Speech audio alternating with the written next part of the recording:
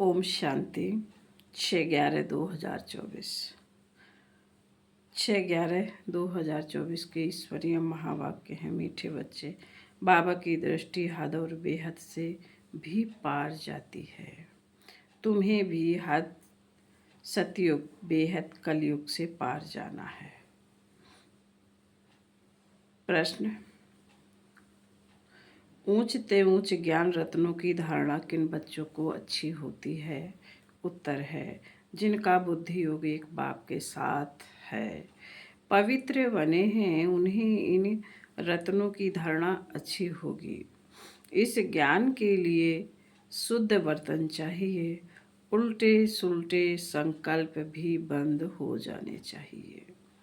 बाप के साथ योग लगाते लगाते बर्तन सोना बने, तब रतन ठहर सके।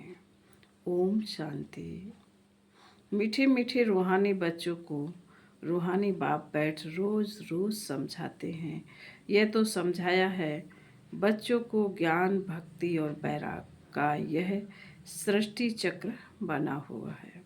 बुद्धि में यह ज्ञान रहना चाहिए। तुम बच्चों को हद और बेहद से पार जाना है।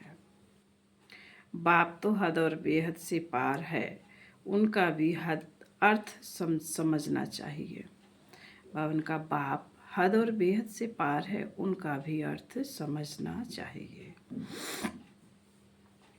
रूहानी बाप बैठ समझाते हैं। यह टॉपिक समझानी है कि ज्ञान, भक्ति पीछे है वैराग। ज्ञान को कहा जाता है दिन, जबकि नई दुनिया है, उसमें यह भक्ति या ज्ञान है नहीं, वह है हद की दुनिया, क्योंकि वहाँ बहुत थोड़े होते हैं। फिर आहिस्ते आहिस्ते वृद्धि होती है। आधा समय बाद भक्ति शुरू होती है। वहाँ संन्यास धर्म होता ही नहीं, संन्यास व त्याग होता नहीं। फिर बाद में सृष्टि की वृद्धि होती है। ऊपर से आत्माएं आती जाती हैं, यहाँ वृद्धि होती रहती है। हद से शुरू होती है, बेहद में जाती है। बाप की तो हद और बेहद से पार दृष्टि जाती है। जानते हैं हद में कितने थोड़े बच्चे होते हैं, फिर रावण राज्य में कितनी वृद्धि हो जाती है। अब तुमको हद और बेहद से पार भी जाना है। सतयुग में कितनी छोटी दुनिया है, वहाँ संन्यास व वैराग होता नहीं। बाद में द्वापर से लेकर फिर और धर्म शुरू होते हैं। संन्यास धर्म भी होता है। जो घर बार का संन्यास करते हैं, सबको जानना तो चाहिए ना। उनको कहा जाता हठ योग। और हद का संन्यास सिर्फ घर बार छोड़ जंगल में जाते हैं। द्वापर से भक्ति शुरू होती है। ज्ञान तो होता नहीं, माना ज्ञान माना सतयुग त्रेता के सुख। भक्ति माना अज्ञान और दुख। यह अच्छी रीति समझना होता है। फिर दुख और सुख से पार जाना है। हद बेहद से पार। मनुष्य जांच करते हैं ना, कहाँ तक समुद्र है, आसमान है। बहुत कोशिश करते हैं, परंतु अंत पा नहीं सकते। एरोप्लेन में जाते हैं, उसमें भी इतना तेल चाहिए ना, जो फिर वापस भी लौट सके। बहुत दूर तक जाते हैं, परंतु बेहद में जा नहीं सकते। हद तक ही जाएंगे। तुम तो हद बेहद से पार जाते हो। अभी तुम समझ सकते हो। पहले नई दुनिया में हद है, बहुत थोड़े मनुष्य होते हैं, उनको सतयुग कहा जाता है। तुम बच्चों को रचना के आदि मध्य अंत की नॉलेज होनी चाहिए ना। यह नॉलेज और कोई में है नहीं। तुमको समझाने वाला बाप है, जो बाप हद और बेहद से पार है, और कोई समझा ना सके। रचना के आदि मध्य अंत का राज समझाते हैं, फिर कहते हैं इससे पार जाओ। वहाँ तो कुछ भी रहता नहीं। कितना दूर भी जाते हैं, आसमान ही आसमान है। इनको कहा जाता है हद, बेहद से पार, कोई अंत नहीं पा सकते। कहेंगे बेअंत, बेअंत कहना तो सहज है, परंतु अंत का अर्थ समझना चाहिए। अभी तुमको बाप समझ देते हैं। बाप कहते हैं मैं हद को भी जानता हूँ, बेहद को भी जानता हूँ। फलाने फलाने धर्म फलाने फलाने समय स्थापन हुए हैं। दृष्टि जाती है सतयुग की हद तरफ, फिर कलयुग के बेहद तरफ, फिर हम पार चले जाएंगे जहाँ कुछ भी नहीं, सूर्य चांद के भी ऊपर हम जाते हैं, जहाँ हमारा शांति धाम स्वीट होम है। न्यू सतयुग भी स्वीट होम है, वहाँ शांति भी है तो राज्य भाग सुख भी है, दोनों ही हैं। घर जाएंगे तो वहाँ सिर्फ शांति होगी, सुख का नाम नहीं लेंगे। अभी तुम शांति भी स्थापन कर रहे हो और सुख शांति की भी स्थापना कर रहे हो। वहाँ तो शांति भी है, सुख का राज्य भी है। मूल वतन में तो सुख की बात नहीं। आधा कल्प तुम्हारा राज्य चलता है, फिर आधा कल्प के बाद रावण का राज्य आता है। अशांति है ही 5 विकारों से। 2500 वर्ष तुम राज्य करते हो, फिर 2500 वर्ष बाद रावण राज्य होता है। उन्होंने तो लाखों वर्ष लिख दिया है, एकदम जैसे बुद्धू बना दिया हो। 5000 वर्ष के कल्प को लाखों वर्ष कह देना बुद्धूपना कहेंगे। जरा भी सभ्यता नहीं है। देवताओं में कितनी देवी सभ्यता थी, वह अब असभ्यता हो पड़ी है। कुछ नहीं जानते, आसुरी गुण आ गए हैं। आगे तुम भी कुछ नहीं जानते थे। काम कटारी चलाए आदि मदंत दुखी बना देते हैं। इसलिए उनको कहा जाता है रावण संप्रदाय। दिखाया है राम ने बंदर सेना ली, अब रामचंद्र त्रेता का, वहाँ फिर बंदर कहाँ से आए? और फिर कहते हैं राम की सीता चुराई गई। ऐसी बातें तो वहाँ होती ही नहीं। जीव जानवर आदि 84 लाख योनियाँ जितनी यहाँ हैं, उतनी सतयुग त्रेता में थोड़े ही होंगे। यह सारा बेहद का ड्रामा है। बाप बैठ समझाते हैं। बच्चों को बहुत दूरदेशी बनना है। आगे तुमको कुछ भी पता नहीं था। मनुष्य होकर और नाटक को नहीं जानते हैं। अभी तुम समझते हो सबसे बड़ा कौन है?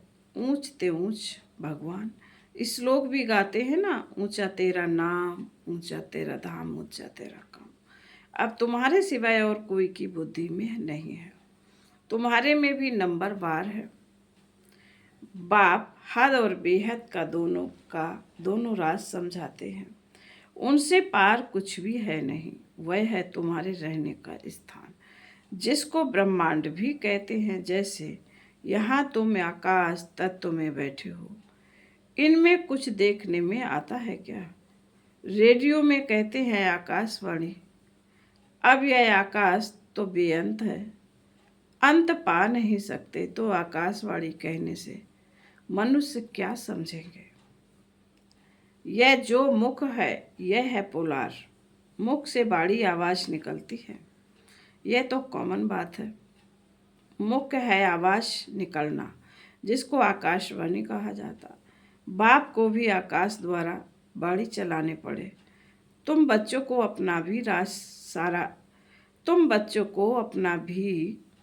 राज सारा बताया है। तुमको निश्चय होता है बहुत सहज। जैसे हम आत्मा है, वैसे बाप भी परमात्मा है। ऊंच ते ऊंच आत्मा है ना, सबको अपना अपना पार्ट मिला हुआ। सबसे ऊंच ते ऊंच भगवान, फिर प्रवृत्ति मार्ग का युगल मेरो, फिर नंबरवार माला देखो कितनी थोड़ी है, फिर सृष्टि बढ़ते बढ़ते कितनी बड़ी हो जाती है। कितने करोड़ दानों अर्थात आत्माओं की माला है। यह सब है पढ़ाई। बाप जो समझाते हैं उनको अच्छी रीति बुद्धि में धारण करो। झाड़ की डिटेल तो तुम सुनते रहते हो। बीज ऊपर में है, यह वैरायटी झाड़ है। इनकी आयु कितनी है? झाड़ वृद्धि को पाता रहता है तो सारा दिन बुद्धि में यही रहे। इस सृष्टि रूपी कल्प वृक्ष की आयु बिल्कुल एक्यूरेट है। 5000 वर्ष से 1 सेकंड का भी फर्क नहीं हो सकता। तुम बच्चों की बुद्धि में अब कितनी नॉलेज है जो अच्छे मजबूत है। मजबूत तब होंगे जब पवित्र होंगे। इस नॉलेज की धारणा करने के लिए सोने का बर्तन चाहिए।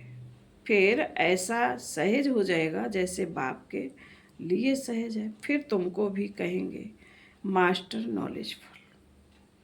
फिर नंबरवार पुरुषार्थ अनुसार माला का दाना बन जाएंगे। ऐसी ऐसी बातें बाबा बेगर कोई समझा ना सके। यह आत्मा भी समझा रही है। बाप भी इस तन द्वारा ही समझाते हैं, ना कि देवताओं के शरीर से। फिर भी बाप को ही पार्ट बजाना है। 5000 वर्ष बाद आकर पार्ट बजाएंगे। बाप समझाते हैं ऊंचे ते ऊंचे मैं हूं, फिर है मेरू। जो आदि में महाराजा महारानी हैं वह फिर जाकर अंत में आदि देव आदि देवी बनेंगे। यह सारा ज्ञान तुम्हारी बुद्धि में है। तुम कहाँ भी समझाओ तो वंटर खाएंगे। यह तो ठीक बताते हैं। मनुष्य सृष्टि का बीज रूप है, नॉलेजफुल। उनके बिगर और कोई नॉलेज दे नहीं सकते। यह सब बातें धारण करनी है, परंतु बच्चों को धारणा होती नहीं। बहुत सिंपल, कोई मुश्किलात नहीं है। एक तो याद की यात्रा चाहिए, इसमें जो फिर पवित्र वर्तन में रतन ठहरे। यह ऊंचते ऊंच रतन है।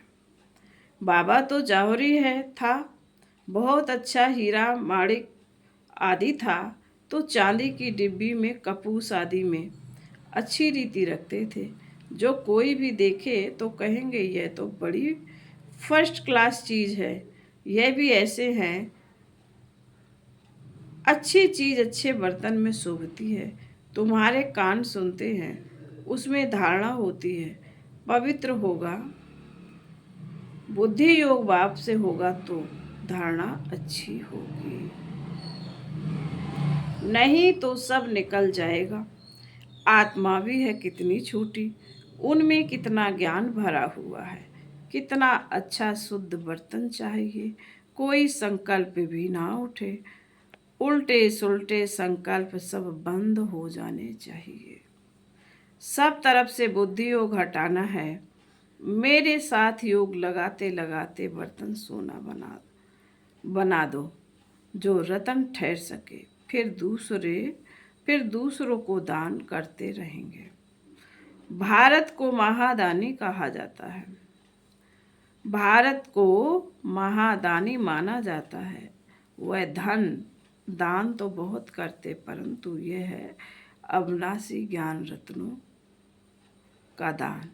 देश सहित जो कुछ है वह सब छोड़कर एक के साथ बुद्धि का योग रहे। हम तो बाप के हैं, इसमें ही मेहनत लगती है। एम ऑब्जेक्ट तो बाप बता देते हैं। पुरुषार्थ करना बच्चों का काम है। अभी ही इतना ऊंच पद पा सकेंगे। कोई भी उल्टा सुल्टा संकल्प व विकल्प ना आए। बाप ही नॉलेज का सागर है, हद बेहद से पार है। सब बैठ समझाते हैं, तुम समझते हो बाबा हमको देखते हैं, परंतु हम तो हद बेहद से पार ऊपर चला जाता हूँ। मैं रहने वाला भी वहाँ का हूँ। तुम भी हद बेहद से पार चले जाओ। संकल्प विकल्प कुछ भी ना आए, इतने में मेहनत चाहिए, इसमें मेहनत चाहिए। गृहस्थ व्यवहार में रहते कमल फूल समान बनना है। हथ कार्डे दिलियार्डे, गृहस्थी तो बहुत है, गृहस्थी जितना उठाते हैं उतना घर में रहने वाले बच्चे नहीं। सेंटर चलाने वाले, मुरली चलाने वाले भी नापास हो जाते हैं और पढ़ने वाले ऊंच चले जाते हैं। आगे तुमको सब मालूम पड़ता जाएगा। बाबा बिल्कुल ठीक बताते हैं। हमको जो पढ़ाते थे उनको माया खा गई। महारथी को माया एकदम हप कर गई है नहीं।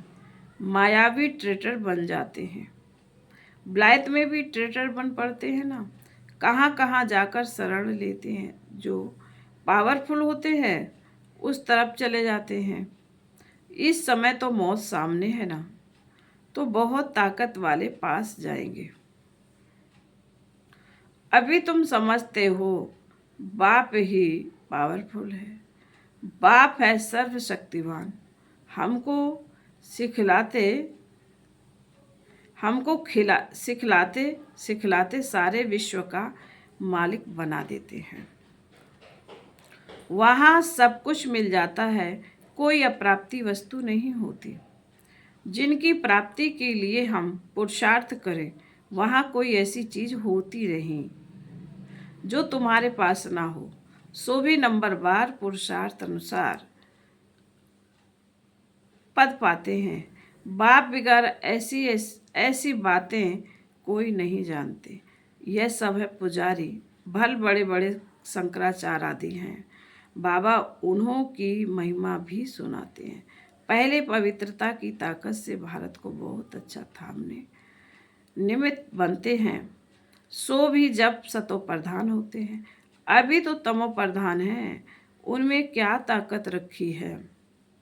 अभी तुम जो पुजारी थे सो फिर पूज्य बनने का पुरुषार्थ कर रहे हो। अभी तुम्हारी बुद्धि में सारा ज्ञान है, बुद्धि में धारणा रहे और तुम समझाते रहो बाप को।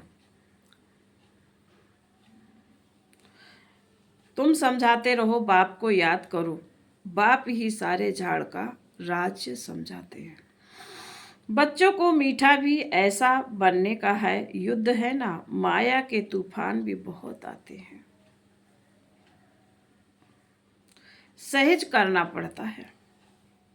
बाप की याद में रहने से तूफान सब चले जाएंगे। हातम ताई का खेल बताते हैं ना, मुलहरा डालते थे माया चली जाती थी, मुलहरा निकालने से ही माया आ जाती है।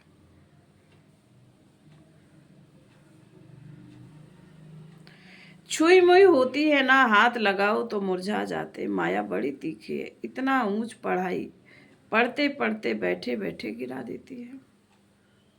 इसलिए बाप समझाते रहते हैं अपने को भाई भाई समझो, तो फिर हद बेहद से पार चले जाएंगे। शरीर ही नहीं तो फिर दृष्टि कहाँ जाएगी। इतनी मेहनत करनी है, सुनकर फा नहीं हो जाना। कल्प कल्प तुम्हारा पुरुषार्थ चलता है और तुम अपना भाग्य पाते हो। बाप कहते हैं पढ़ा हुआ सब भूलो, बाकी जो कभी नहीं पढ़े हो वह सुनो और याद करो। उनको कहा जाता है भक्ति मार्ग। तुम राज ऋषि हो ना, जटाएं खुली हों और मुरली चलाओ। साधु संत आदि जो सुनाते हैं वह सब है मनुष्यों की मुरली। यह है बेहद के बाप की मुरली। सतयुग त्रेता में तो सतयुग त्रेता में ज्ञान के मुरली की दरकरार ही नहीं रहती।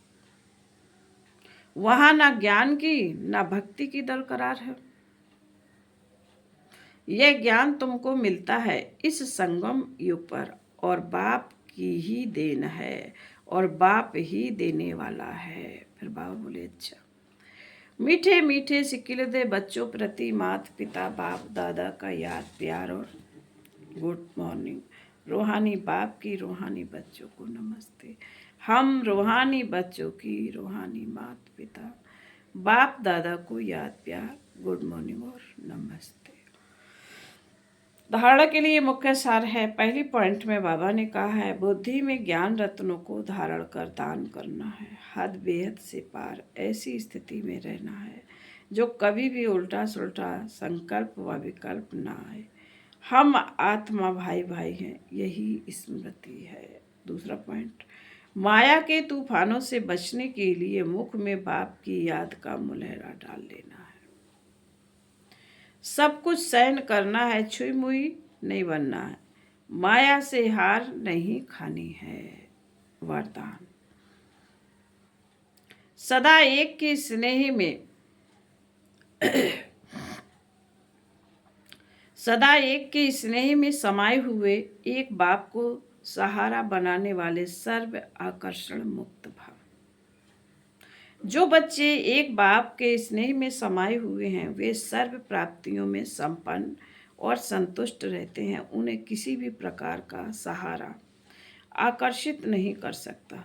उन्हें सहज ही एक बाप दूसरा न कोई यह अनुभूति होती है। उनका एक बाप ही संसार है। एक बाप द्वारा ही सर्व संबंधों के रस का अनुभव होता है। उनके लिए सर्व प्राप्तियों का आधार एक बाप है, ना कि वैभव व साधना। इसलिए वे सहज आकर्षण मुक्त हो जाते हैं। श्लोक, प्रकृति को पावन बनना है। प्रकृति को पावन बनना है तो संपूर्ण लगाव मुक्त बनो। ओम शांति।